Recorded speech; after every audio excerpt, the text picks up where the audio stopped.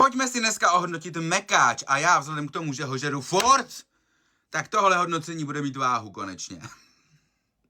McFlurry, krásná letní klasika, chutná mi, ale jsou samozřejmě lepší zmrzky.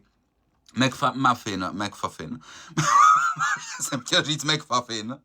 McMuffin, snídaně nemusím, takže 10 dáme, hele, rovnou půjdeme na to nejhorší asi.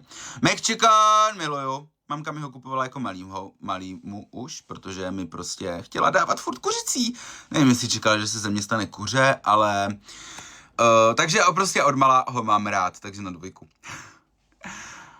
McNuggets, nuggetky, 4.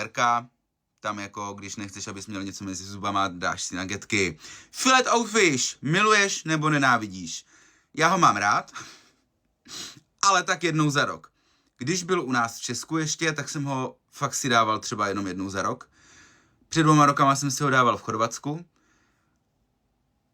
A jako nevím, asi mi tady úplně nechybí, ale jednou za čas ta ryba prostě jako potřebuješ rybu, že jo? Takže 8.